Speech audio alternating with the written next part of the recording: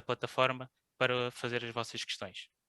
Assim sendo, para o primeiro tema, vamos abordar um pouco sobre o surgimento da ideia de se realizar um evento desportivo em Portugal, e neste caso para o Dr. Carlos Lucas, a questão que eu tinha que lhe fazer era: face à situação de pandemia, o que é que levou à Federação Portuguesa de Futebol a querer realizar esta inédita Final Eight que foi a Liga dos Campeões? Boa tarde a todos, obrigado pelo convite, em nome da Associação e em nome do pessoal. E sempre um prazer partilhar aqui as experiências da Associação e também as minhas. Em relação à questão, foi visto como uma oportunidade para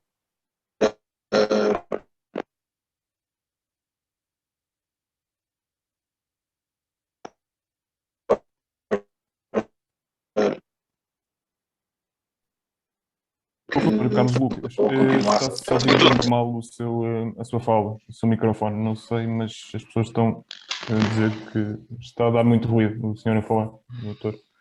E agora melhor? Se calhar estava aqui o microfone. Continua um bocadinho intermitente.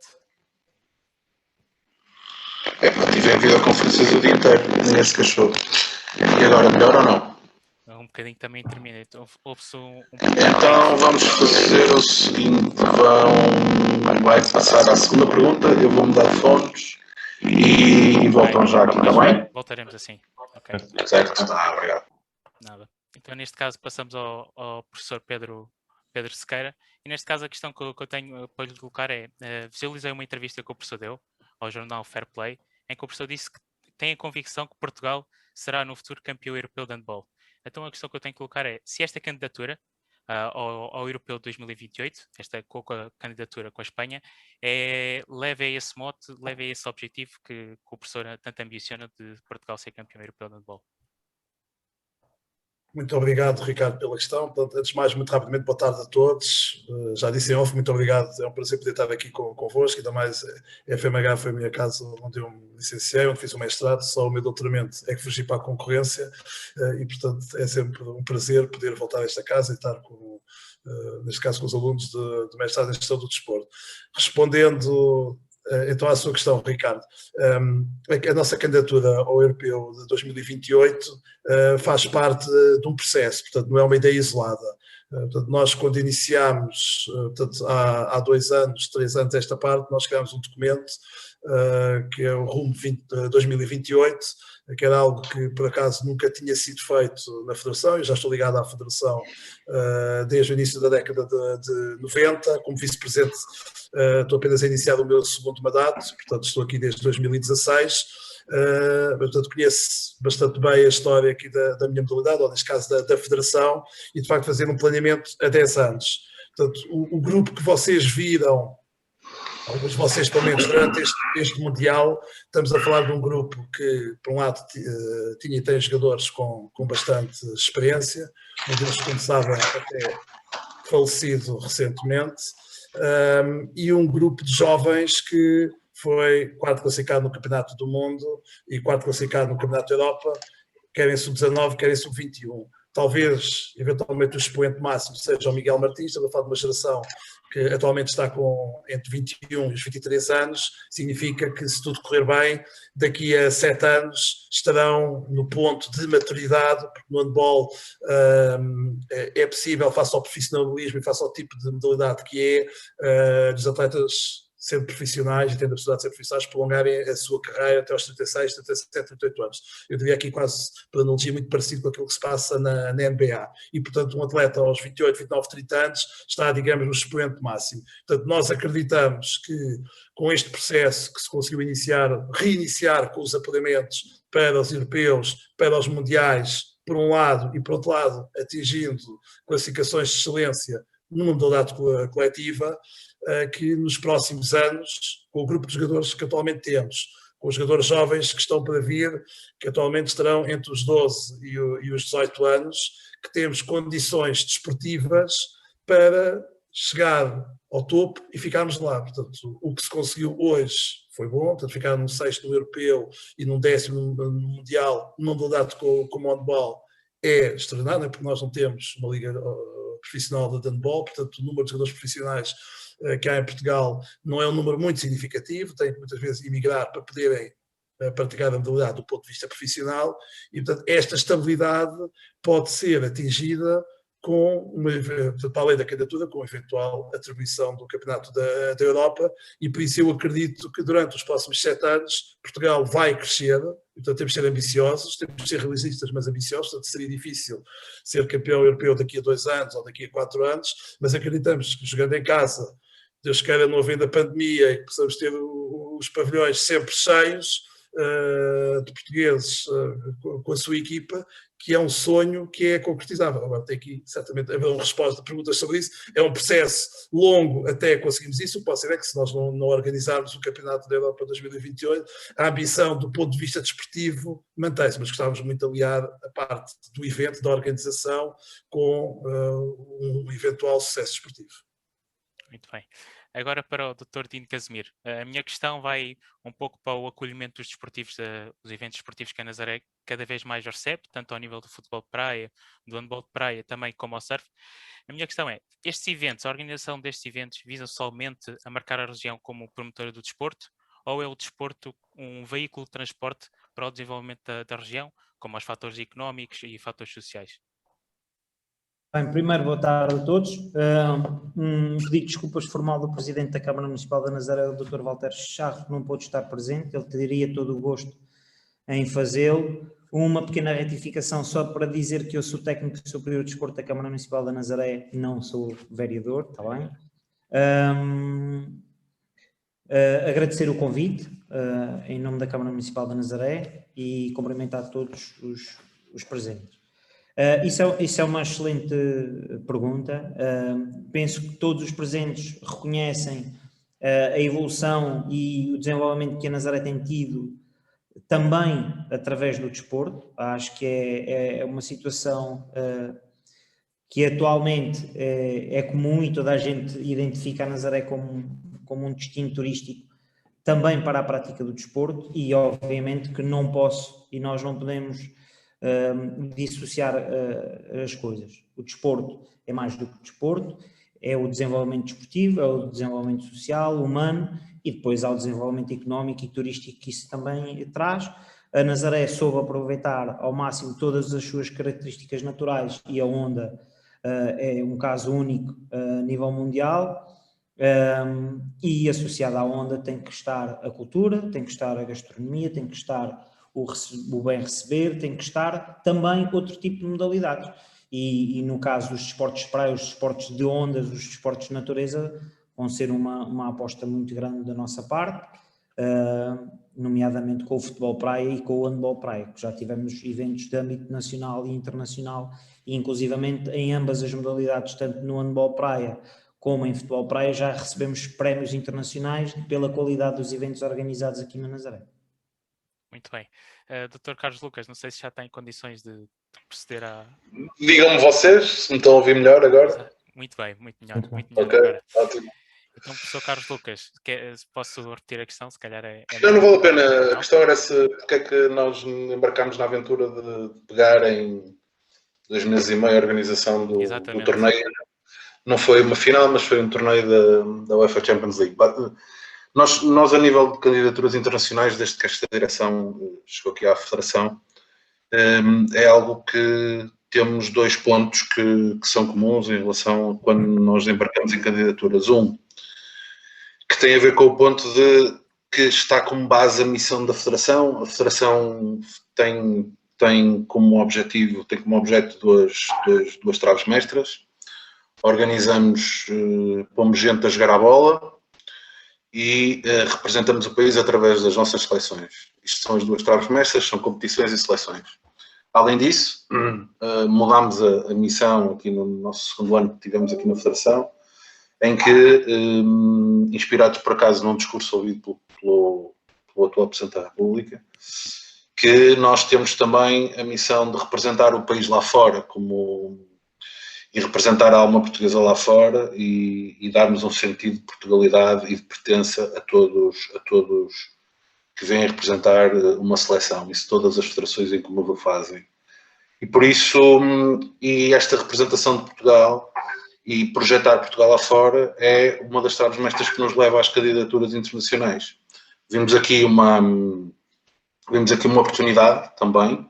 Temos presidente, não sei, outro-geral também, outras pessoas como eu, em diversos comitês da UEFA. Quando soubemos que havia esta possibilidade de estarmos da UEFA para acabar a Liga dos Campeões, ter que fazer este formato, tivemos duas razões. Primeiro, ok, temos aqui uma oportunidade para voltar a dar uma boa imagem do país e a trazer também retorno económico ao país e dar alguma vitalidade e dar alguma alegria, sobretudo aos adeptos que possam ver nos estádios portugueses os grandes jogadores da Liga dos Campeões e também o nosso sentido de organização.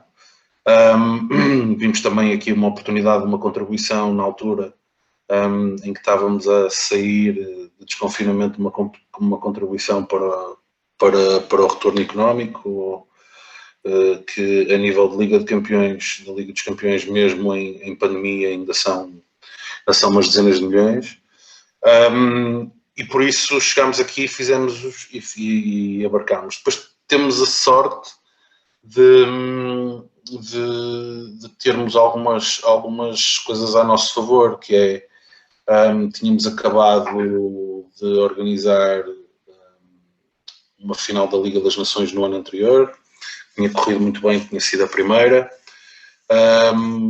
Puxando um bocadinho a brasa à nossa sardinha, as duas pessoas as duas pessoas que a nível de gestão de projeto pegaram na organização da final da Liga dos Campeões, eu e o diretor das seleções, são duas pessoas que trabalharam na UEFA, ou seja, eu tive 7 anos na UEFA, o meu colega teve 6. Entre nós tínhamos organizado, ou estado na organização, ou em gestão de projeto do lado da UEFA, de mais ou menos 7 finais de Champions, não sei quantas finais da Liga Europa, 3 Euros ou 4, ou seja, nós e alguma equipa que tínhamos aqui que também teve portugueses que estiveram na UEFA e que estão agora na Federação, dávamos algum conforto. E depois a UEFA também sentia que, com o processo da Liga das Nações, que o envolvimento, que tudo tem que correr bem, tem que ter um envolvimento grande do governo, tem que ter um envolvimento grande das autoridades, tinha que ter um envolvimento grande das autoridades de saúde pública. E depois temos a sorte de ter Lisboa, com 2 estádios muito bons, com 2 centros de treino muito bons e com hotéis muito bons e que na altura com os números certos a nível de saúde pública para organizar. Por isso vimos aqui isto como uma oportunidade e foi um desafio enorme, porque em 2 meses e meio organizámos a final de um torneio de Champions e por isso correu muito bem. E foi essa oportunidade que nós temos, mas é sobretudo a história, não é? É que isto faz parte de uma missão que nós temos e a candidatura à Organização de Eventos Internacionais faz parte da missão da Federação de projetar a imagem do país. Também já nos candidatámos a grandes eventos internacionais ou então a coisas pequenas, de fases finais, de torneios de elite, sub-19, sub-17, outras candidaturas de outros eventos esportivos com menos impacto, pela mesma razão que o meu colega da Federação de Handball está a organizar, que também é por razões desportivas. Ou seja, temos mais hipóteses, muitas vezes, por estarmos a jogar em casa, de irmos mais longe. E por isso, muitas vezes, organizamos muitas fases finais de torneios de elite, que é como chama a UEFA, que são as fases finais antes de ir a um europeu, de sub-17, sub-16, sub-19, porque além de termos condições, além das equipas gostarem de cá vir, além de nós financeiramente, com os subsídios que a UEFA dá para a organização, sabemos que não perdemos dinheiro, também não ganhamos, mas não perdemos, e aumentamos as nossas hipóteses desportivas, nem que seja um bocadinho, para chegar a estas fases finais. Por isso, há aqui uma coisa de grandes eventos internacionais, de candidaturas internacionais, tem a ver com essa representação. Claro Claro que no Europeu de Futsal Feminino, no Mundial de Futebol de Praia, no Mundial de Futebol de Praia FIFA em Espinho, também tinha a ver com a parte desportiva, com a Liga das Nações também, mas muitas vezes as duas finais da Liga dos Campeões ou o Europeu de Sub-21, isso já há mais tempo, tinha muito a ver com a projeção de Portugal e do bom nome da Federação e por isso de Portugal. Por isso são estas duas traves mortas que têm a ver com as candidaturas que nós temos a grandes ou pequenos eventos internacionais. Ok. Sim? Estamos a ouvir, Henrique. Estão a ouvir? Peço desculpa. Sim. Aqui ok, passando para a segunda parte, em relação à preparação, formalização, que tem a ver com a elaboração do dossiê de candidatura e à sua apresentação formal. Eu queria perguntar aqui ao professor Pedro Sequeira, neste caso, cumprimento o que fui seu aluno há 2 anos de handball na Universidade de Coimbra, não sei se lembra de mim. Pronto, em relação ao Euro 2028, tenho 2 perguntas para lhe fazer. Com o aproximar da entrega do dossiê de candidatura, que relação e peso têm as cooperações associativas e políticas? Na mesma questão, vou-lhe fazer uma pergunta que tem a ver com a organização do Mundial de 2003, pronto, que foi um Mundial que Portugal organizou, mas que foi jogado maioritariamente, neste caso ou totalmente, se não me falha o erro, em pavilhões multiusos. Portanto, em pavilhões que não são constituídos, mesmo não são arenas próprias para a prática das modalidades de pavilhão.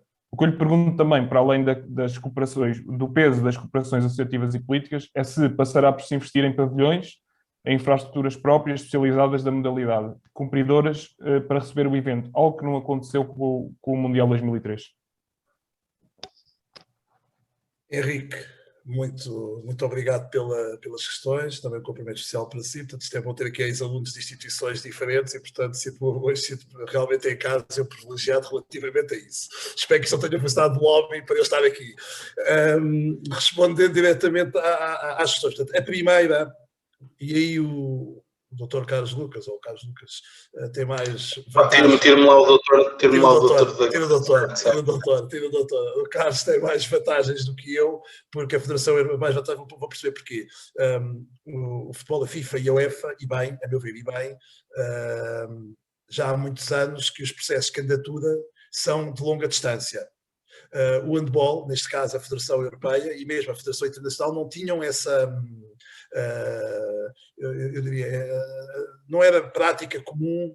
Portanto, normalmente a candidatura a um europeu ou um mundial andava em média à volta dos 3-4 anos. Portanto, foi a primeira vez que se abriram candidaturas com tanta distância. Portanto, abriram candidaturas para o Campeonato da Europa Masculino e Feminino de 2026 e para o Campeonato da Europa Masculino e Feminino de 2028. E, portanto, o termos 7 anos para preparar, se vier a ser atribuído a organização, porque são muitos os candidatos. É bom do ponto de vista do tempo e do planeamento.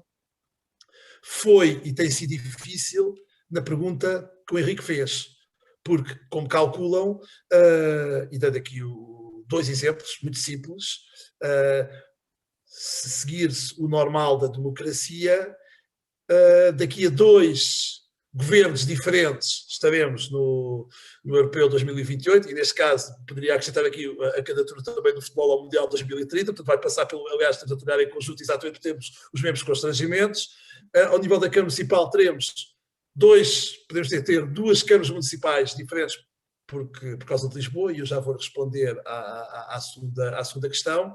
E depois, o que é óbvio para todos os alunos que estão aqui e também licenciados, que estão no mestrado, é que estamos em plena pandemia. Portanto, imaginem o que é hoje eu falar com a empresa A, B ou C, acreditando que a Microsoft ou a Google ou a Lidl, passando, ou a Vodafone, enfim, passando aqui por grandes empresas nacionais e multinacionais que supostamente não irão falir nos próximos 7 anos, qual é que é a capacidade que têm de hoje nos dizerem assim, tomem lá €500 mil para organizarem o Campeonato da Europa daqui a 7 anos.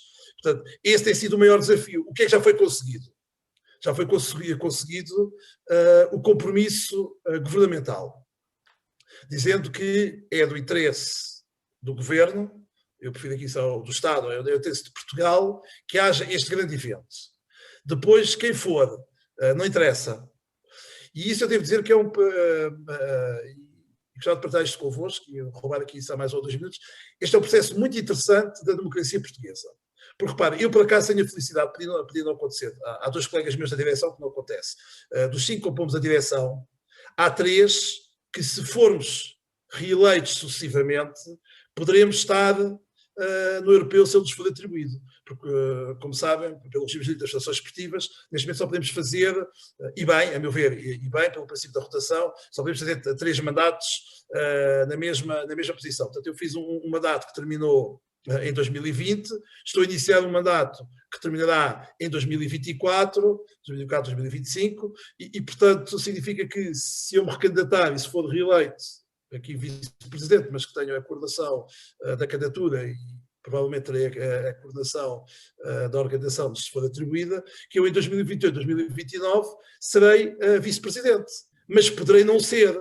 E, portanto, há aqui um compromisso que tem que ser de Portugal, da modalidade, das entidades, e não o compromisso do Pedro, do Dino ou do Carlos. E isto é uma alteração significativamente da nossa maneira de passar. Ali depois, se fizer a mesma pergunta ao Dino, ele vai explicar como no passado era difícil, quando as organizações passavam de Câmara para Câmara e mudava, por exemplo, o Presidente, e ter que assumir compromissos no passado. Isto era extremamente difícil, e no caso da Nazaré, viveu, e portanto não quero aqui adiantar, mas viveu de forma muito dramática a passagem de testemunha, e não tem a ver, não estamos aqui a falar de questões de partido A, B ou C, estamos a falar de questões de factos e de pessoas, e não de questões ideológicas. Portanto, este é um grande desafio, e que para a candidatura, e portanto para nos podermos candidatar, está, eu diria dizer, a correr acima das expectativas, está a haver este compromisso das diversas partes. Falei de Lisboa porquê? Porque aí sim, Henrique, esta foi a grande alteração. Aliás, também aqui o futebol, o basquetebol e o voleibol estão a trabalhar em conjunto, porque temos todos o mesmo problema. Não o futebol de 11, aqui o futsal. É que hoje, só para vocês terem uma ideia, nós para organizarmos o europeu em 2028, temos que ter pavilhões onde Portugal jogar em casa, o pavilhão tem que ter 12 mil, no mínimo 12 mil espectadores. E na final tem que ter no mínimo 18 mil espectadores. E isto e, portanto, se não tiver Portugal, portanto, se for o grupo seja Portugal, os valores baixam um bocadinho, baixa para os 8 mil e para os 16 mil, se for no main round. E, portanto, já vem aqui a questão, a fase final, final round. Portanto, onde é que em Portugal nós podemos organizar um evento destes? Em 2003, e eu por acaso me felicitado dos 3 grandes organizações de pavilhão, mas também da de bola praia, poderá ser a seguir que falamos, mas do de pavilhão eu tive em 94, tinha 23 anos, estava no 4º ano da Faculdade Humana, licenciatura em Educação Física e Desporto, estive na parte estatística do Europeu de 94, em 2003 tive com a responsabilidade de arbitragem no Campeonato do Mundo, e aí o que é que acontecia? Não havia exigências, como há agora, bastava os pavilhões terem espaço para 1000 espectadores, e variava, lá está, se Portugal estava a jogar, ou se eram outros grupos, e se recordam, foi Rio Maior, foi Madeira, enfim, Porto, Lisboa, portanto, houve várias cidades que acolheram os diversos grupos. Por isso é que eram os tais pavilhões multiusos, porque nessa altura havia poucos pavilhões. Hoje o pavilhão do Dragão, o pavilhão do Sporting, da João Rocha, o pavilhão da Luz, todos esses, se existissem na altura, existiam, mas atualmente com a capacidade de espectadores resolveriam esse problema. A questão é que para 2028 nós não conseguimos garantir isso. Portanto, só existe um pavilhão em Portugal com essas condições, que se chama o pavilhão Altice, que tem o problema para uma federação desportiva como a de handball e como a de futebol, como está a ter para o judo, que vai ter lá, como sabem, o Campeonato do Mundo de Júniores, que não é de Estado, é privado. E só para ter uma ideia, não tem problema nenhum em dizer isto, porque os valores, vou dizer de valores redondos, estamos a falar para o Campeonato da Europa, para aqueles dias todos que vai ser os grupos em Portugal, se forem, como estou a dizer, estamos a falar do valor de aluguer que ronda muito próximo de €1 milhão. Portanto, quantas federações esportivas, inclusive a Federação Portuguesa de Futebol, também dá €1 milhão só para alugar. Portanto, não é para mais nada, é só para alugar. Portanto, se o pavilhão fosse da Câmara Municipal de Lisboa, ou se fosse do Estado português, ou se fosse um Estado público, ou uma entidade pública, ou se fosse um clube filiado na Federação de Handball em qualquer das outras modalidades, este processo era muito mais simplificado. E, no cima, tivemos o azar que houve agora esta mudança, não quero discutir as razões de variação, porque estávamos a negociar com a Câmara Municipal de Lisboa. A Câmara Municipal de Lisboa fez as contas ao dinheiro que gasta emprestado a dar às federações para alugarem, de construírem um pavilhão com condições para estes eventos, e que agora não sabemos, portanto, estas mudanças políticas são sempre muito complicadas para a estabilidade desportiva. E, portanto, isto é rico para dizer, o grande problema, e isto é igual para o futsal, posso falar aqui, tocado ou para o basquetebol, para o voleibol, é como é que um clube ou uma entidade mantém vivo um pavilhão com 8 ou 10 mil pessoas em cidades mesmo do tamanho de Lisboa e do Porto. E, portanto, já foi feito esse desafio aos clubes, e isto não posso falar agora, mostrou bastante interesse, mas tem que pensar muito bem, tem que fazer projeção, onde vocês são especialistas, se daqui a 7 anos é viável ter um pavilhão para 8 mil ou 10 mil pessoas e ser rentável. Pensem só na limpeza, ou na luz, ou nas coisas mais básicas, já nem falo de tudo o resto, dos funcionários até, mas pensarem só no básico é extremamente complicado. Daí, e agora percebem, se calhar, já deviam ter percebido, a razão da nossa parceria. A nossa razão da parceria de Espanha, para além de outras razões que poderemos falar ou não, hoje ou noutro momento, tem muito a ver com isso, porque em Espanha a maior parte das equipas da Asobal tem pavilhões nestas condições, com as condições todas, incluído o número de espectadores, e é muito mais fácil, em parceria com a Espanha, fazer porque a obrigação é assim, no mínimo tem que ser 3 pavilhões com este número de espectadores, no máximo 6. Nós temos um neste momento. E falámos com várias autarquias e todas disseram, aí pensar, posso perguntar ali ao Dino se ele acha que é execuível aumentarmos o pavilhão municipal da Nazaré para 12 mil pessoas, e já estão a ver pela cara dele qual é que é a resposta. Porque é óbvio, não é? O que é que eles fariam com aquilo durante 1 ano, ou 2, ou 10. Portanto, já nem é o valor, percebem? Não é só o custo. Não é o custo do pavilhão, tanto é como é que se depois rentabiliza o pavilhão com essas... Portanto, esse é um desafio, e é um desafio interessante para nós. Desculpem ter-me alongado um pouco e monopolizado aqui um pouco, mas gostava de deixar bem claro as questões que vêm. Muito obrigado. Um pouco a imagem do Euro 2004, com alguns estádios do Euro 2004. Certo. Por isso é que eu digo, o futebol tem para os próximos anos, teoricamente, o problema resolvido. Estou a dizer teoricamente, porque os Estados têm que obrigam a manutenção, os ravados, etc. Mas sempre no futsal, eu sei que a Federação tem a mesma ambição que a Federação de Handball e tem o mesmo problema que tem o handball, que é onde é que vamos organizar isto? Sim, é tão simples como isso, ou seja, nitidamente a nível de pavilhão com estas restrições que as federações têm, é o que é nós para se organizar uma final da Liga dos Campeões ou um Euro de futsal masculino, isto não tem nada que saber, não é? Nós, se quisermos organizar um Euro de futsal masculino, nós não conseguimos fazê-lo numa cidade. Temos que o fazer, fizemos uma das poucas candidaturas que perdemos para a Holanda. Na mesma altura deram-nos a da Liga das Nações, por isso era difícil darem-nos 2 ou 3.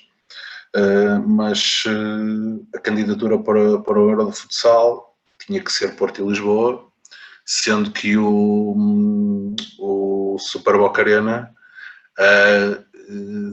quase que se tinha que inventar lugares para cumprir o segundo pavilhão. Ou seja, tinha que se quase que pôr umas cadeiras para chegar mesmo ao limite mínimo dos 2 pavilhões, pronto. E tínhamos impossível fazer numa cidade. Com o Mundial, só em parceria. Porque os números aumentam um bocadinho. Por isso, partilhador, o preço do aluguer é o que é, lá fora até é mais caro, muitas das vezes. Aqui talvez se tenha um bocadinho assim no monopolista, mas não é quando começa a comparar com as arenas lá fora, os valores não são marcadamente diferentes, não é por aí, mas é exatamente o mesmo constrangimento. Obrigado. Dr. Dino Casimiro, a pergunta que eu lhe tenho, para este processo de elaboração do dossiê de candidatura e apresentação, é que eventos como a Big Wave Tour, a Nazaré Challenge, a Winners Cup, promovem um impacto significativo na região e na cidade. Há uma pré-conceptualização com as entidades de áreas como o turismo, como a restauração, como a hotelaria, para receber esse tipo de eventos que atraem muitas pessoas e muitos fãs, neste caso? Bem, e queria aproveitar também, como o Carlos Lucas disse, tiro o doutor, é mais informal, estamos aqui num grupo de amigos a conversar sobre desporto, isso é bastante saudável. Eu queria responder ali ao professor Pedro, a dizer que a Nazaré tem um anfiteatro com 15 ou 20 ou 30 mil pessoas, natural, custou zero, que é, não sei se vocês conseguem ver, está aqui atrás. E isto são os desportos da natureza, são os desportos que conseguem proporcionar isto. Sem investimento nenhum em instalações desportivas, nós conseguimos atrair milhares de pessoas à Nazaré e conseguimos projetar a imagem da Nazaré de Portugal pelo mundo. E isto também passa por um desafio para Portugal aproveitar as suas condições naturais para organizar eventos desportivos e para projetar a sua imagem da melhor forma.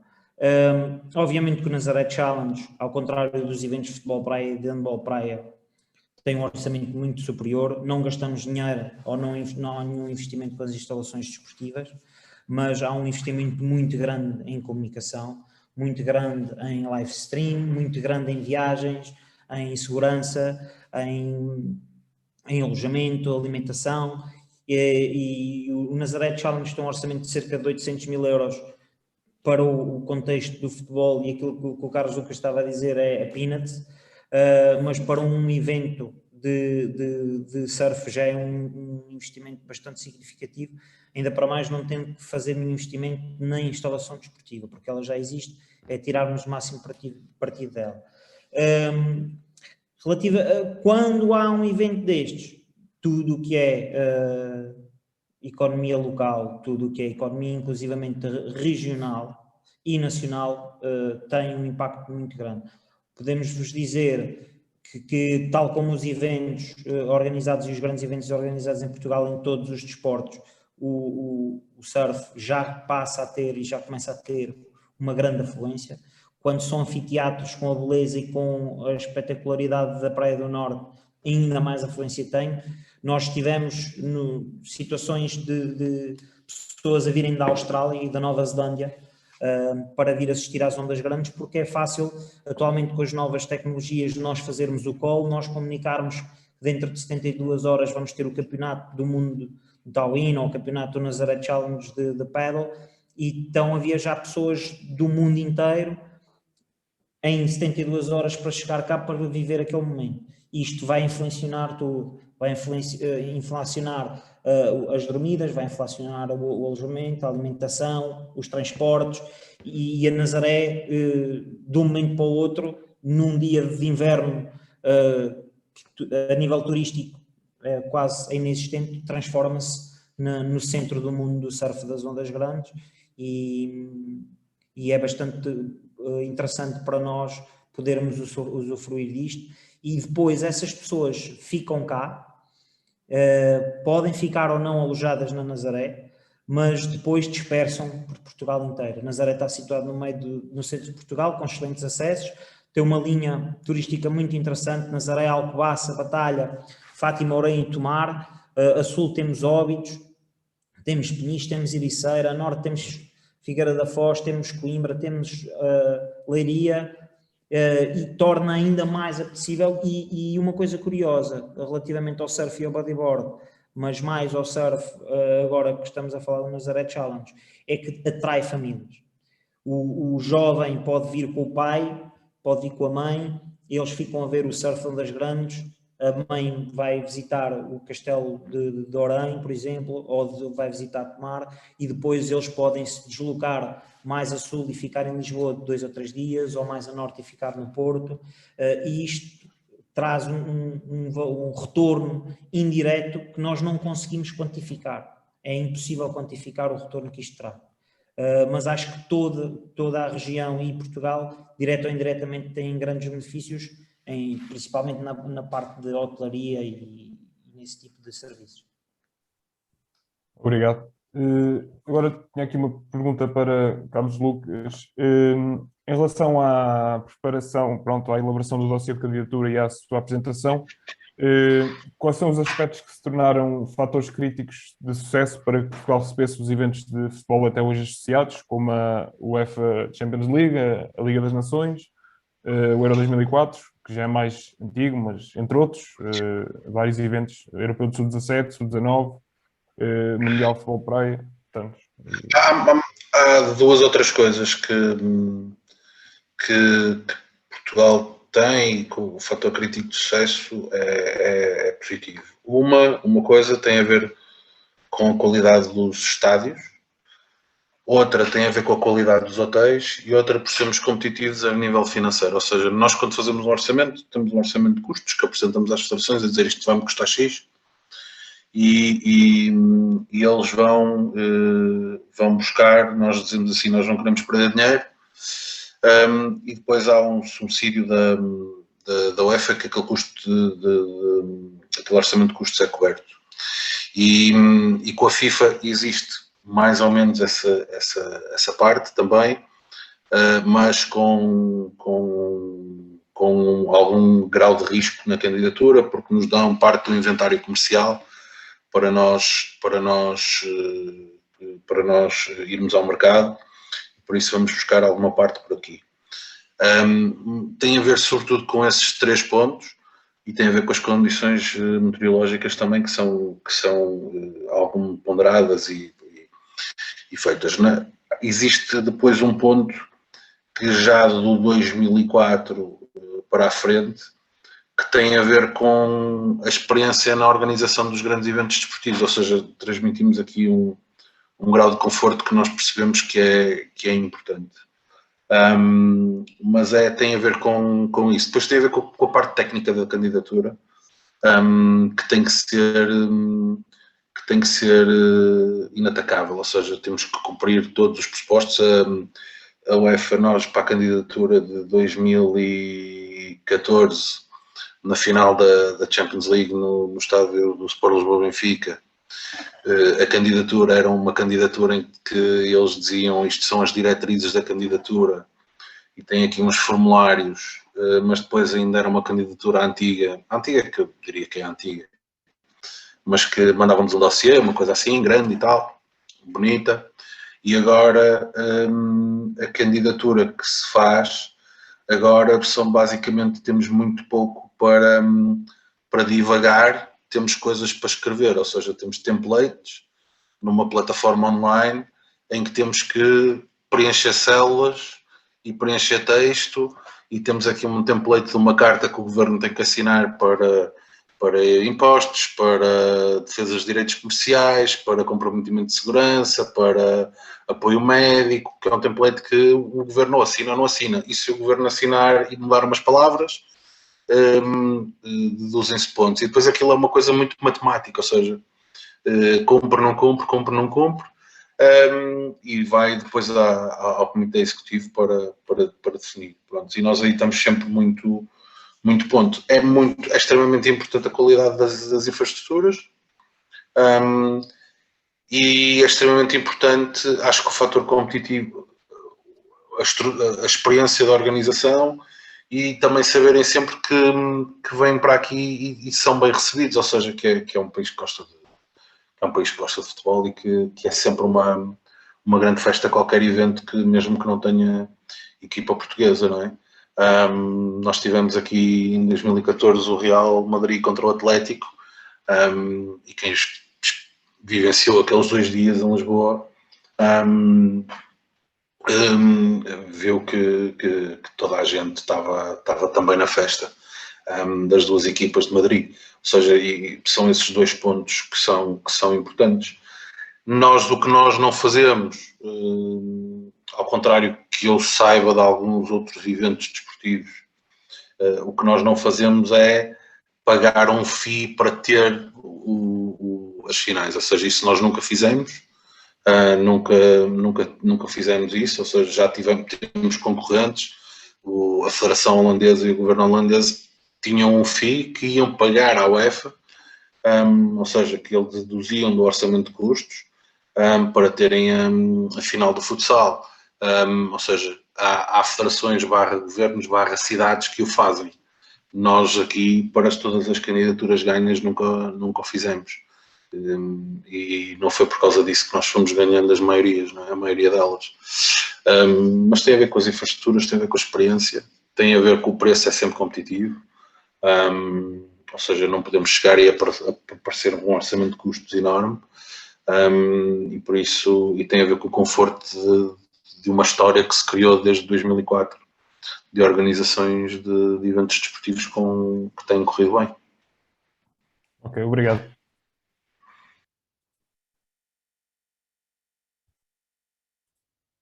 Agora, passando aqui para o tema 3, que é falar sobre a estrutura organizacional, a definição e como é que se gera as áreas de intervenção, a gestão das pessoas, dos recursos humanos. Eu quero aqui fazer uma pergunta para o professor Pedro, que é, existindo diferenças demográficas, socioculturais e entre outras, como é que se constituem as equipas de trabalho vocacionadas para a preparação do evento entre as duas federações, portanto, para a candidatura ao Europeu de 2008, com a Federação Espanhola? Obrigado, Ricardo. Já que os meus colegas me deixaram aqui do doutor, também podem deixar aqui do professor, se quiserem. Deixar aqui no bom sentido, que eu sou pesado. Pegando na sua questão, portanto, esse está a ser um desafio bastante interessante, porque aquilo que nós achamos que nos pode fazer vencer esta candidatura é a candidatura ser ibérica. Portanto, se a candidatura for Portugal mais Espanha ou Espanha mais Portugal, a candidatura não vai ser vencedora. Temos essa convicção. Portanto, tem que ser uma candidatura ibérica. Portanto, aquilo que nós estamos a fazer é, na fase da candidatura, depois se vencermos a candidatura, a fase da organização será bem mais complexa, obviamente, e muito maior. Na fase da candidatura, portanto, temos o Departamento de Comunicação e Marketing a trabalhar em conjunto, o Departamento Desportivo a trabalhar em conjunto, o Departamento de Relações Internacionais a trabalhar em conjunto. Portanto, há uma reunião geral, tivemos há coisa de 2 semanas, mentira, uma semana, a segunda-feira da semana passada, onde esteve reunido, portanto, todos os departamentos e os 2 curadores institucionais, neste caso eu e a colega de Espanha. E, portanto, e agora vão trabalhando e vão construindo o documento de candidatura em articulado por esta razão. Posso dar um exemplo que percebem logo. Portanto, todos já ouviram falar no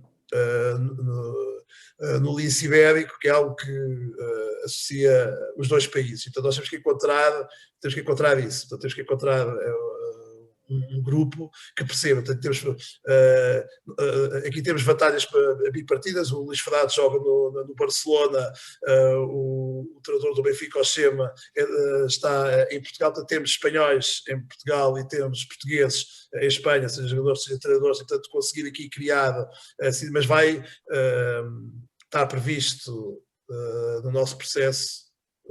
Portanto, a candidatura tem que ser entregue até maio, a votação será em novembro deste ano. Está previsto um Portugal-Espanha de seleções A. Esperamos nós a preparar ambas as seleções para os Jogos Olímpicos. No caso de não estarmos lá, haverá o jogo na mesma, em que permita demonstrar aquilo que conseguimos fazer em conjunto.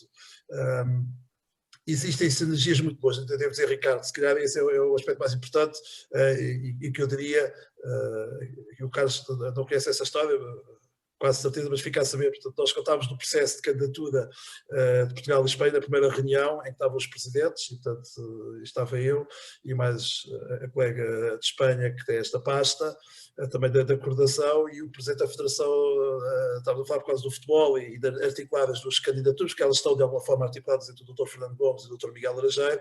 O presidente da Federação de Bola agarrou no telefone, ligou para o presidente da Federação Espanhola e disse: nós estamos aqui a pensar fazer uma candidatura, como é que é o futebol? E em Espanha apoio, temos aqui o apoio de futebol. E, portanto, as coisas, quando existem sinergias, portanto, Portugal e Espanha no futebol dão-se muito bem, Portugal e Espanha em handball dão-se muito bem, e o handball e o futebol em Portugal atualmente, ou deixamos desta parte, dão-se muito bem, facilita as relações e facilita a construção das equipas.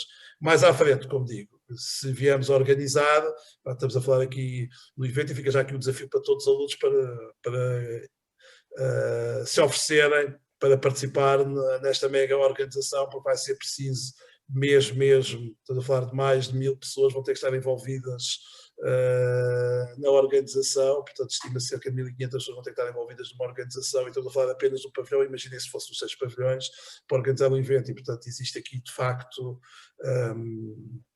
Portanto, mas nesta fase devo dizer, e isso acho também uma mensagem importante para quem está a fazer o mestrado, nestas questões, por muito profissionais que todos sejamos, é fundamental as relações e as linkagens. Portanto, esta candidatura não seria possível se não houvesse estas sinergias entre os dois países. E, portanto, isso é absolutamente necessário. É absolutamente necessário, obviamente, serem grandes profissionais, mas depois falem, digamos, aqui a mesma língua, não da perspectiva do português do castelhano, mas tudo aquilo que tem a ver com as necessidades para a construção da candidatura, que é muito complexa, é exatamente igual, portanto, e preciso vermos aquilo que o Carlos acabou de apresentar, portanto, a candidatura para um evento de handball é exatamente igual às candidaturas da UEFA e, portanto, é um processo bastante, eu diria, doloroso. Okay. Obrigado pela intervenção. Agora, eu tenho a pergunta é mais ou menos a mesma para o Carlos Lucas e para o Dino Casimiro, mas tendo em conta que temos aqui os dois, não é? E tendo em conta que a Federação Portuguesa de Futebol e a Câmara Municipal da Nazaré têm um histórico de eventos associados a ambas, que cooperam para a organização dos mesmos, como é que se gerem as equipas de trabalho dedicadas à preparação, implementação e gestão destes eventos? Ou seja, é a mesma pergunta, só que Dino, começa tu.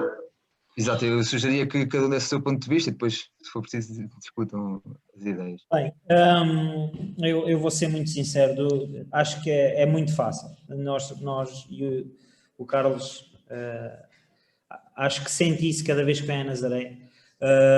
A Nazaré carinha muito, de uma forma muito especial, tanto o handball praia como o futebol praia. Tenta dar o máximo de condições logísticas, de recursos humanos e por aí fora possível. Tanto a Federação Portuguesa de Futebol como a Federação de Handball Portugal, quando vem a Nazaré, tem um estádio do Viveiro em perfeitas condições, de acordo com aquilo que ficou definido nas reuniões prévias, respeitando os cadernos de encargos e respeitando tudo aquilo que foi protocolado e definido em protocolo. As federações chegam, têm tudo montado, trazem o seu staff e em poucas horas têm o evento a funcionar, porque ambos queremos o melhor para a modalidade, ambos queremos o melhor para a terra e é super fácil quando assim acontece e é um orgulho trabalhar com essas federações.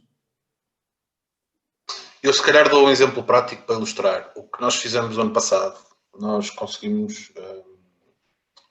a primeira competição que nós conseguimos reatar e acabar foi o Campeonato Nacional de Elite de Futebol Praia. E que normalmente é feito numa fase preparatória em diversos sítios do país, não é?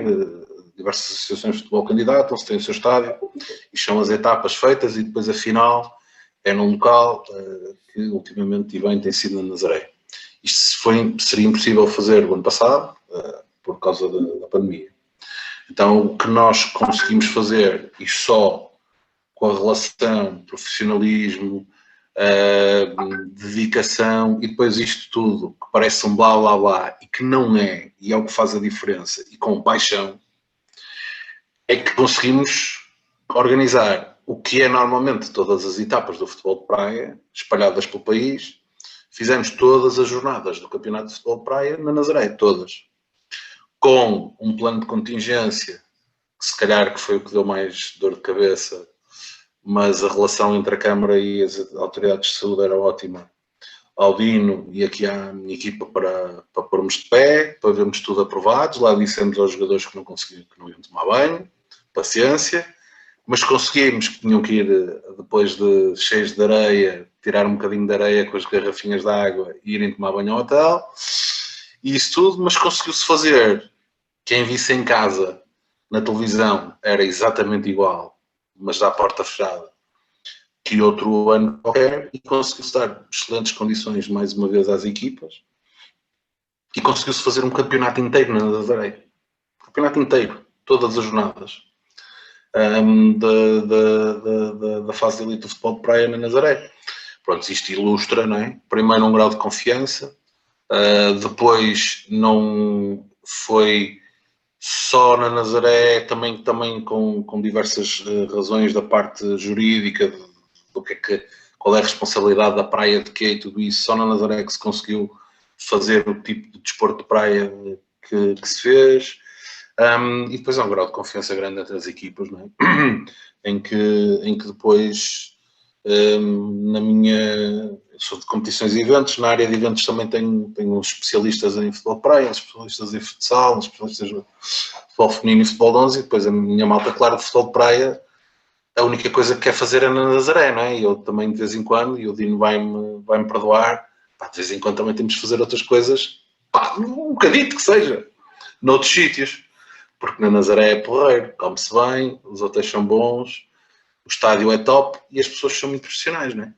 Pronto, mas tem que se, mas é por causa disso, ou seja, o grau de confiança é muito grande. Acho que tem a ver sobretudo também com, mais isto já não tem a ver com candidaturas, tem a ver com a organização de eventos. Nós somos, em qualquer evento, estive na UEFA, trabalhei com projetos na Rússia, na Alemanha, Inglaterra e tudo isso. Em qualquer evento que seja, do pequenino ao maior, de um jantar para 10 pessoas a uma final da Liga dos Campeões, há sempre algum imprevisto. Pronto. Já toda a gente sabe que nós portugueses temos a mais-valia dos outros todos em conseguir reagir, ou seja, é impossível os ingleses conseguirem reagirem e fazer uma final da Champions a 8. Não chegavam ao governo sequer para fazer as cartas e para reagir. Os alemães fizeram a Liga Europa porque já tinham para lá a final da Liga Europa e que já tinham um torneio de formação da UEFA também na mesma altura. Foi adaptar e fazer. O que nós, portugueses, de vez em quando temos que fazer melhor é documentar as coisas, ou seja, qual é que é a responsabilidade de uns, qual é que é a responsabilidade de outros, quem é que paga o quê, e tudo isso, e ter tudo muito bem organizado e posto em papel. Quando isso foi feito logo no primeiro evento na Nazaré, a partir de agora, essa parte difícil das responsabilidades está ultrapassada. O conforto que existe é que, acho que vem muito o Dino não me vai levar a mal, vem muito do Presidente, que é querer sempre fazer melhor, ou seja, isto não é chapa 5, isto correu muito bem, vamos fazer igual. Como é que se faz? O que eu mais odeio nas minhas equipas. Como é que, pronto, isto foi o que fizemos o ano passado, pá, é a coisa que eu mais odeio, não é? Isto o que se fez no ano passado, se fizermos sempre assim, vamos estar sempre na mesma. E então isso quer dizer que estamos a ficar piores, porque há gente a fazer cada vez mais. E a equipa da Câmara Municipal de Nazaré e de outras querem sempre melhorar, nem que seja 1, 2, 3, 4, 5, 20%. E arranjar maneira de fazer melhor. Pronto, isso é por aí. Agora, como é que nós gerimos as equipas? Começa por fazer aquilo que normalmente temos menos jeito, que é planear, escrever, documentar e definir quais são as responsabilidades, qual é o cronograma, qual é o projeto, fazer coisas em papel, pôr isso num documento. É a primeira coisa. Depois, na implementação, aí somos sempre craques. Agora, o que nós temos sempre que fazer, e que a mim me dá também especial gozo, não é? O que nós temos que fazer é documentar, é fazer essa parte toda antes para que depois consigamos nos divertir a implementar. Mas é preciso primeiro escrever bem e tirar todas as areias da engrenagem, dizendo quem é que é responsável por quê, quem é que paga o quê, quem é que faz o quê e quem é que tem direito ao quê. E isso é preciso escrever e assim é tudo depois muito mais fácil. É bom ter as dores de cabeça no princípio e depois nós somos muito bons em implementar. Ok. Muito obrigado pelas intervenções, acho que foram bastante diretas e esclareceram o que nós pretendíamos. Eu passava agora a palavra para os participantes, para a audiência, e quem tiver perguntas pode escrever no chat que nós depois perguntamos diretamente aos oradores. Existe já aqui uma pergunta dos participantes do Ricardo Sequeira e a pergunta vai para o professor Pedro, em que o Ricardo pergunta: qual é o interesse da Espanha associar-se a Portugal para a organização do Euro, se eles, na teoria, têm as condições para o realizarem sozinhos? Eu diria, primeiro na brincadeira, depois a sério. Até há 4 anos atrás, nós não éramos uma ameaça para os espanhóis. Neste momento somos uma ameaça. E, portanto, os inimigos queremos sempre eles perto de nós. respondendo a sério, a verdade é que nos últimos anos, provavelmente vocês não têm acompanhado isso e têm uma opinião completamente oposta daquela que eu vos vou dizer, mas neste momento, por incrível que pareça, porque é mesmo incrível, a Liga Portuguesa de Handball é mais competitiva do que a Liga Asobal. Devo dizer que isto é histórico, porque até há 4, 5 anos atrás a Liga Asobal era uma das melhores ligas do mundo, era a segunda melhor liga do mundo a seguir a Liga Alemã. Eles não tiveram a troika, mas a crise deles, do ponto de vista desportivo, deixou marcas substanciais. Portanto, hoje, do segundo classificado para baixo da Liga Espanhola, tem muitas dificuldades em competir desportivamente e financeiramente com qualquer um dos 6 primeiros classificados da Liga Portuguesa. Aliás, houve uma altura que estavam a vir jogadores para Portugal fazer a sua reforma no Benfica, no Sporting e no Porto, e hoje percebendo, atualmente o Sporting e o Porto na Liga dos Campeões, mas também o Benfica na Liga EGF, que é o equivalente à Liga Europa do futebol, conseguem ter bons resultados, e hoje perceberam que vindo para Portugal conseguem ter uma expressão desportiva.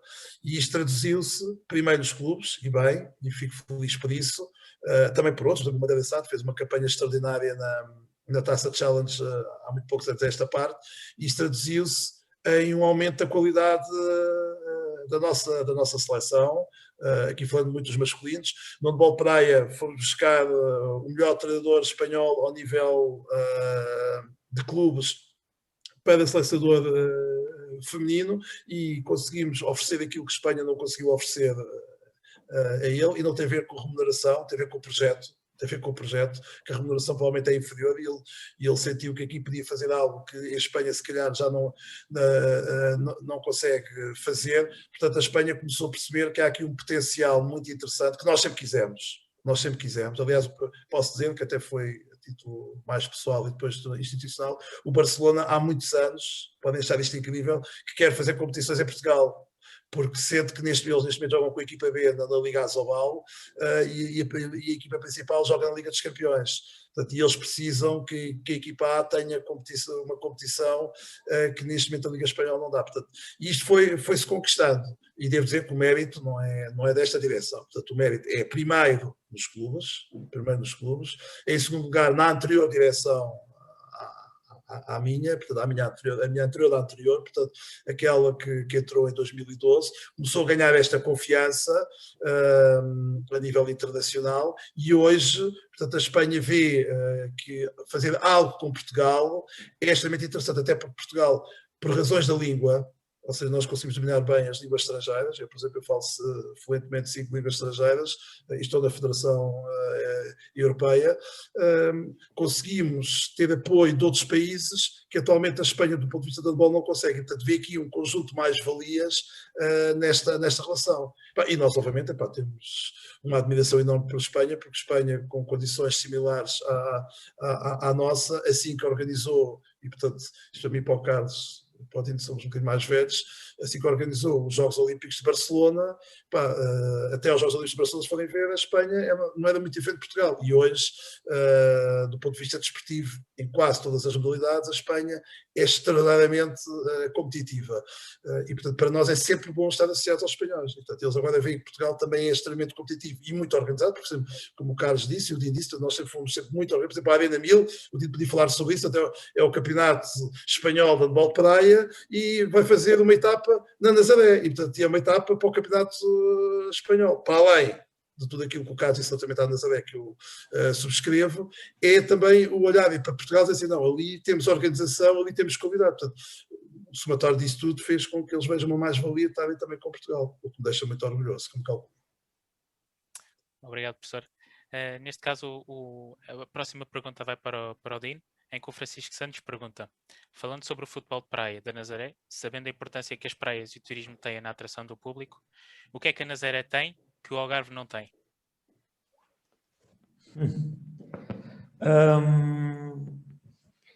Assim, primeiro tem um areal que dificilmente há praias, só talvez a Figueira da Foz, nem sei se Carcavelos atualmente tem, mas há poucas praias que têm o areal e a centralização do estádio no meio da vida. Nós conseguimos ter o estádio de Rio Viveiro montado no centro da Nazaré, onde quem chega a Nazaré estaciona o carro e não necessita do carro para mais nada. Pode ir à praia, pode ir ao restaurante, pode ir ver o estádio um jogo de futebol praia, pode fazer tudo o que quiser dentro do estádio do Viveiro, ou dentro da Nazaré, desculpem. O Algarve tem outro tipo de ofertas que nós não temos, tem se calhar mais calor, se calhar a água um bocadinho mais quente, mas nós temos tudo. Nós temos um bem a receber, temos uma beleza natural que toda a gente conhece, temos uma gastronomia muito boa, temos pessoas que recebem de uma forma incrível e temos muito orgulho em receber eventos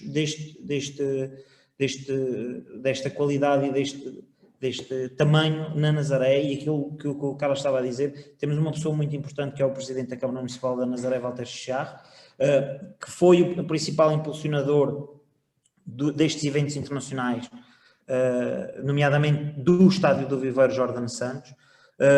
E isto vai de encontrar aquilo que também estávamos a dizer: para qualquer tipo de projeto, para qualquer tipo de evento, o mais importante é os recursos humanos e a vontade que esses recursos humanos têm de contribuir e de trazer ou de acrescentar uma mais-valia a qualquer tipo de evento que seja. Porque fazer um grande evento com um orçamento ilimitado é fácil. Fazer um grande evento com um orçamento muito limitado é que é extremamente difícil. E aquilo que o português sabe fazer, e não estou a dizer só na Nazaré, mas estou no cômputo geral, é fazer grandes eventos com budgets muito pequeninos.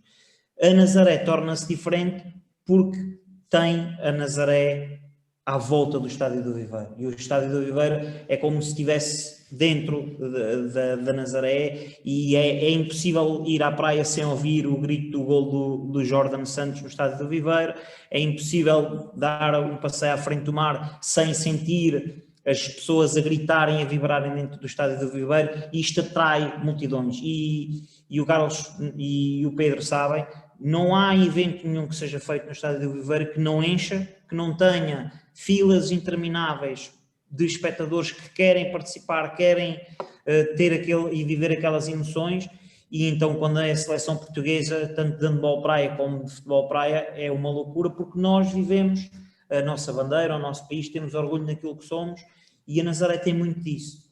Temos muito orgulho de sermos nazarenos e portugueses. Acrescentando aquilo que o Dino disse há bocado, fica localizada no centro de Portugal e, portanto, é entre Porto e Lisboa, por exemplo, e é mais acessível a maior parte do que o Algarve, certo? Passando para a próxima questão, o Miguel Laia pergunta aos três oradores, sabendo que nessa combinação de forças entre duas entidades, muitas das vezes, também há divergências na forma de organizar o evento, até pelos interesses que o coloca. Gostaria então de perguntar se no vosso caso já as houve e de que forma conseguiram superá-las para que o evento tivesse sucesso. Neste caso, se o Dr. Carlos Lucas quiser começar. A discussão onde nós nos podemos demorar mais tempo a dirimir diferenças, e acho que é nos eventos todos, tem a ver com dinheiro. Falando abertamente, ou seja, é um bocadinho a parte financeira. Quem fica com o quê, quem dá o quê. Acho que eu tenho sentido aí uma grande diferença. Estive em Portugal até 2004, antes entrei no negócio de eventos e nisto de futebol para 2004, depois estive aqui há algum tempo e depois fui para a UEFA, estive lá fora 7 anos e voltei. A diferença, esta outra parte de, como é que é dizer, que eu de vez em quando sentia da fogueira das vaidades, de quem é que organiza e quem é que entrega a taça e essas coisas, isso acho que já passou tudo, acho que as gerações mudaram, essa parte já não existe, não sinto nada disso, é mesmo um espírito de parceria, na Câmara Municipal de Nazaré, noutras câmaras, noutras arenas, noutros estádios, com clubes, isso aí já passou tudo. Tem muitas vezes a ver com a discussão financeira, de quem é que entra com o quê, quem é que paga o quê. Depois vamos desgrimindo muitas vezes com bom senso e com alguns pontos. Acho que é isso, sobre tudo isso. De vez em quando também é normal, por acaso também acontece com a Nazaré, mas temos sorte mas isso acontece algumas vezes nos eventos, tem a ver com quando vamos para uma arena, ou quando vamos para um estádio, ou quando vamos para um pavilhão, tem a ver com os compromissos comerciais que essas infraestruturas desportivas têm, não é? Muitas vezes, se chegamos à Altice, há lá coisas da Altice que se calhar não conseguimos tirar, ou há aqueles camarotes que nós não conseguimos revender porque já estão nos contratos não sei o quê, isso de vez em quando acontece, faz parte da negociação, mas muitas vezes isso tem a ver com a parte financeira de quem faz o quê e quem é que contribui com o quê, e é isso, depois consegue-se ultrapassar com discussão, com bom senso, com muitas coisas que se pode fazer. Então tu podes ficar isto para rentabilizar, há diversas coisas, não é? Depende dos pontos, mas nós temos, é engraçado, não é? Porque os principais concorrentes da Câmara Municipal da Nazaré, que o colega falou do Algarve, os principais concorrentes para organizar eventos de futebol de praia, a Nazaré, além do outro areal grande que o Dino falou, são cidades no interior. São esses que me desafiam para fazer eventos de futebol de praia. Além da Figueira, que o Dino falou, e que nós também fazemos de vez em quando algumas coisas, quem me desafia e quem me quer e quem quer ter e quem quer albergar são eventos no interior que querem fazer coisas de futebol de praia. Prontos, mas que os desafios são outros. A discussão é sempre a mesma, é sempre o dinheiro. Nós temos um bocadinho depois o carimbo de que, como é o futebol, nós temos dinheiro para tudo e pagamos tudo e que temos dinheiro para tudo e mais alguma coisa. É esse sempre também o carimbo que nós temos que ultrapassar, não é? O Dino disse 800 mil euros para fazer um evento, brincadeira, pá. É brincadeira. Quem me dera ter esses orçamentos para fazer as coisas. Não tenho nenhum. No final da Taça de Portugal não são 800 mil euros nem nada que se pareça, não já morro, nem nada que se pareça. Por isso, quando as pessoas futebol não é nada assim.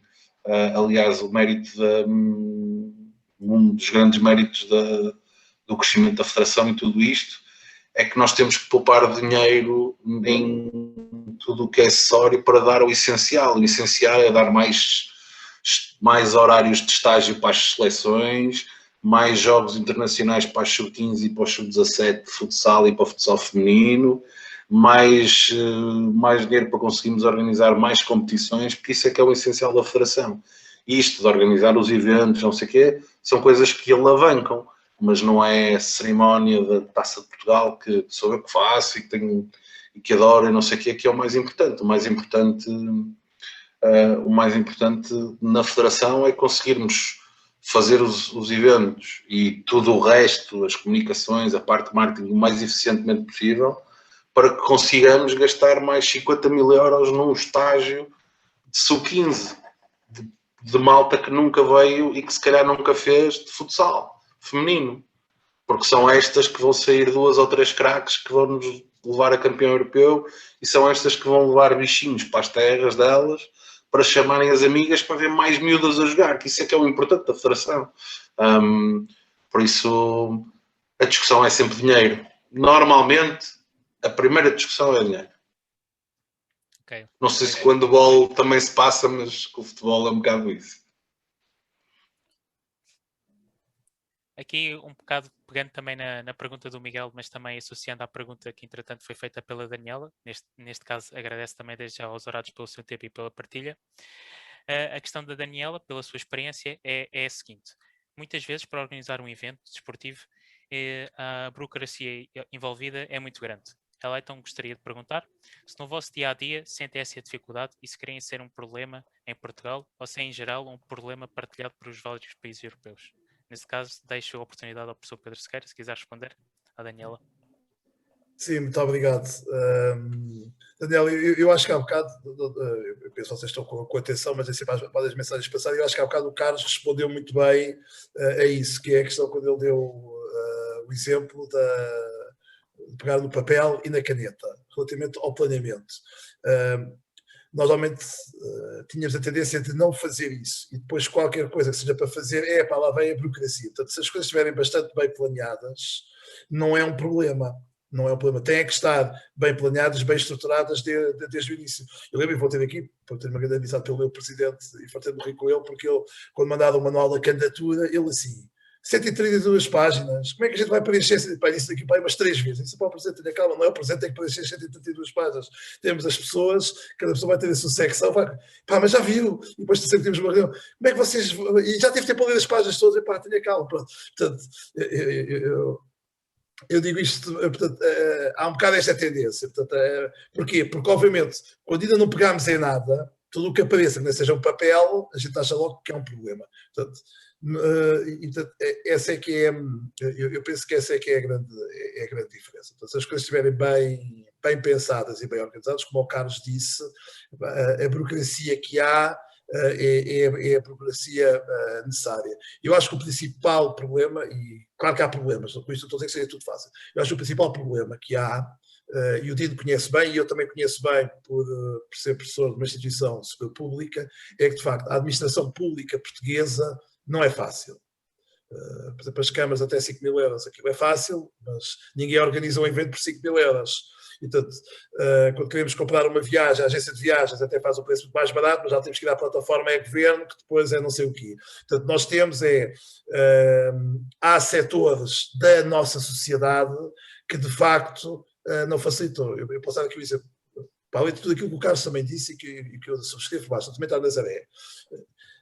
Eu, nas Caldas da Rainha, se quiser tratar alguma coisa com a Polícia Marítima, vou demorar meses.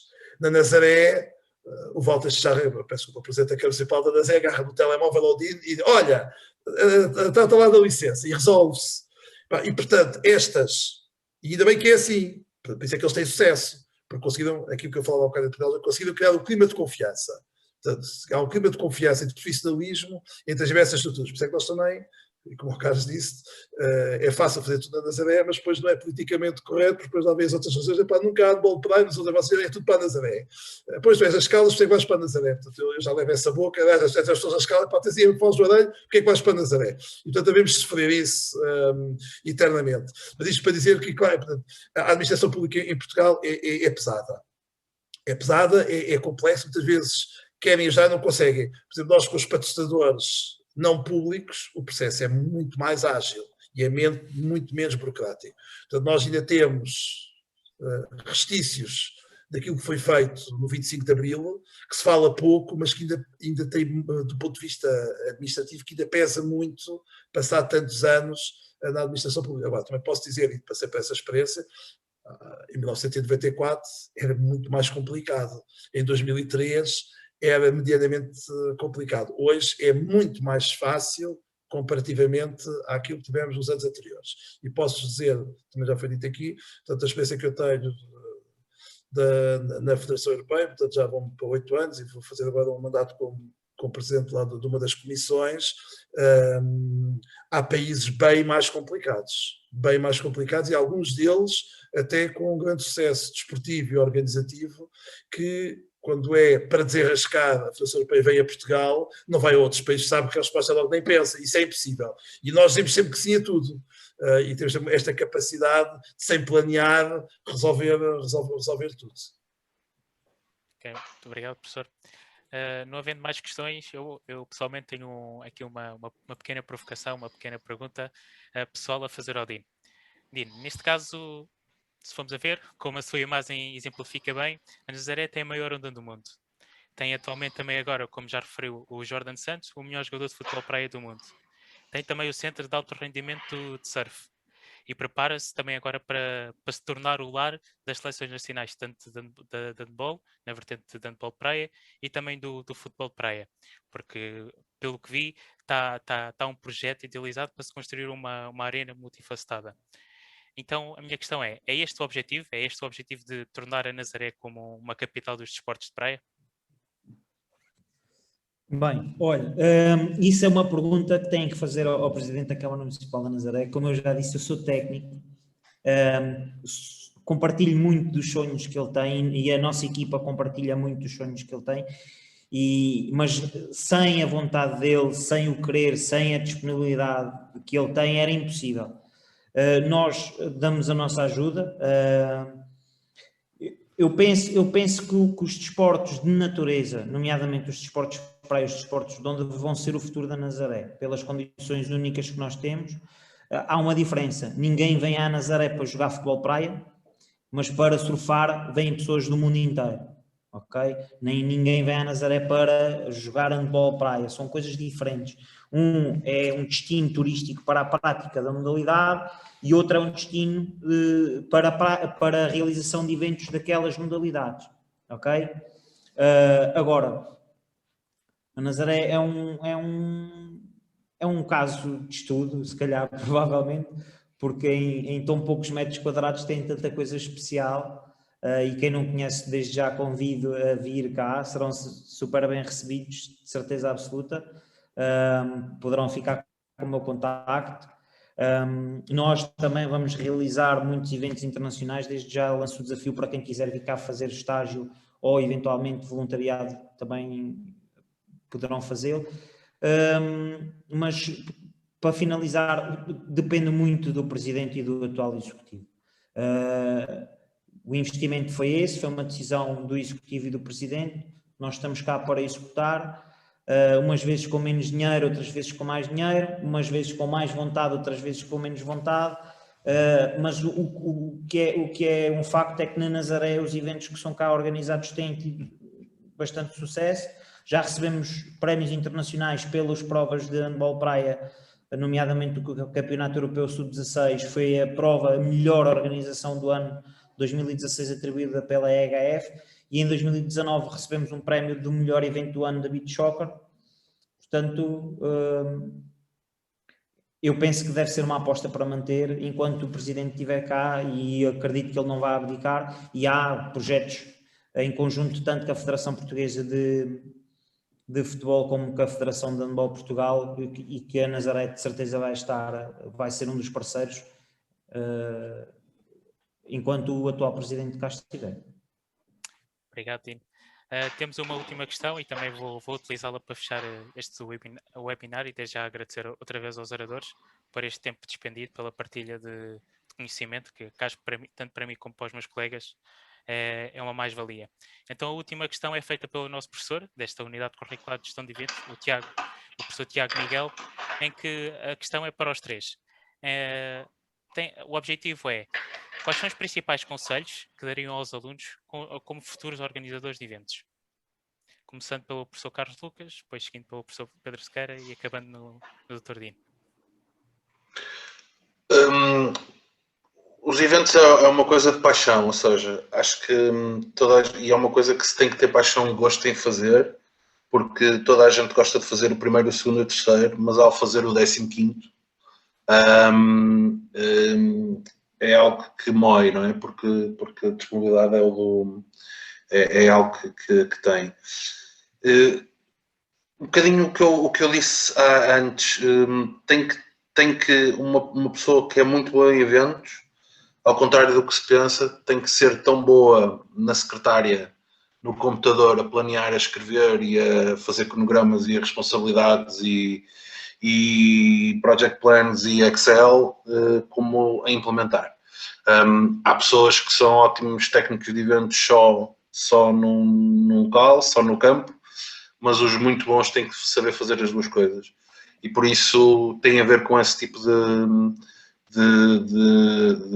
paixão pelo planeamento e paixão pela implementação, que é importante. E depois, a parte do evento, que é o primeiro passo para o próximo ser melhor, é também algo que nós, de vez em quando, esquecemos de fazer, que é o tempo que eu mais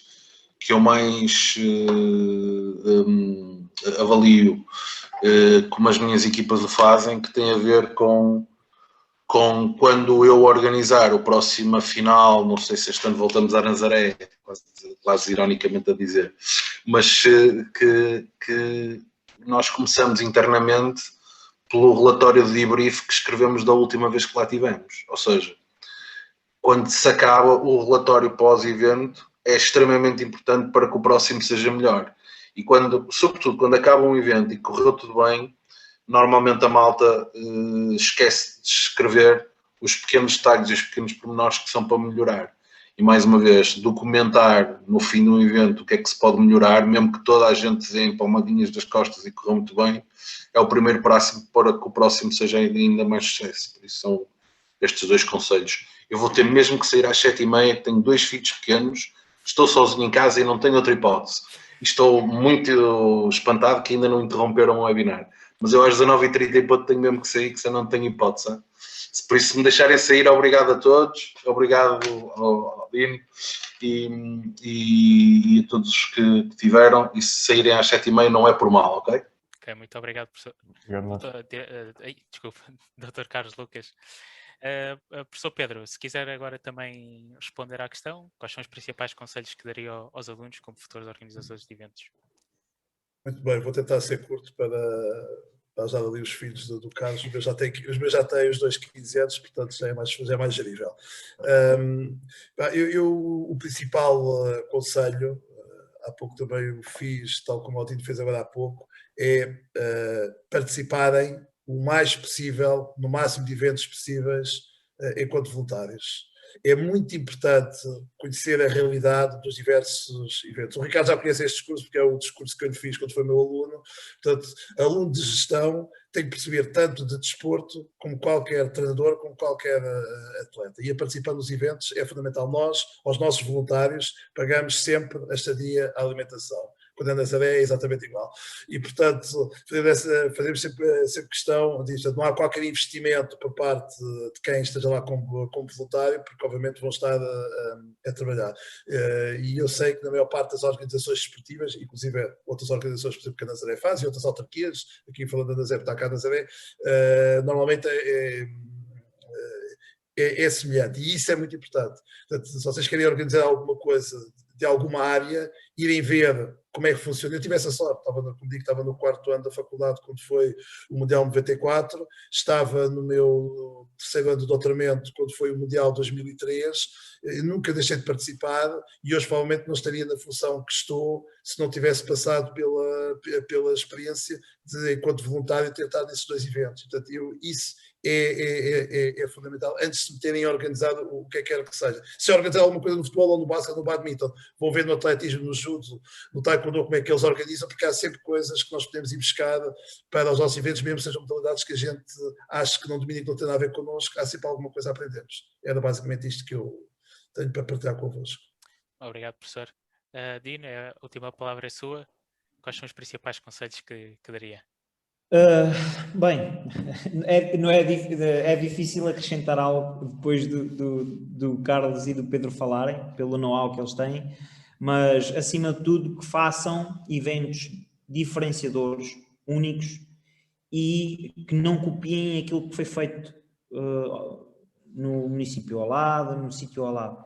Tentem fazer coisas que sejam mais valias e que tragam emoções a quem as pode experienciar. O futebol praia traz essa emoção, o handball praia traz essa emoção, as ondas grandes e tudo o que for associado com a Praia do Norte também traz, por isso é que nós temos tido o sucesso que temos tido nos últimos anos, porque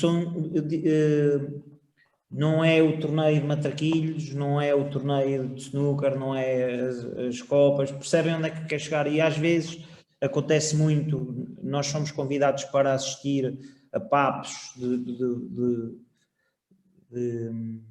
ensino profissional ou até mesmo alguns trabalhos de licenciados e por aí fora, e é sempre mais do mesmo. E os eventos têm que trazer sempre alguma coisa diferente, como o Carlos disse. Todos os anos temos que melhorar, todos os anos temos que trazer algo que seja diferenciador. Ok, obrigado. Resta-me agradecer a todos os que participaram, tanto participantes como novamente os oradores, e para cumprir aqui mesmo o tempo, foi para mim um prazer ter moderado esta videoconferência, tanto eu como os meus colegas, o Henrique e o Ricardo, e pronto, no final só desejar um resto de uma boa semana a todos os intervenientes. Obrigado. Bem-ajam, muito obrigado. Obrigado a todos. Obrigado. Visitem Nazaré. Obrigado. Muito obrigado, muita saúde para todos, tudo a correr bem. Amém. Obrigado. Obrigado.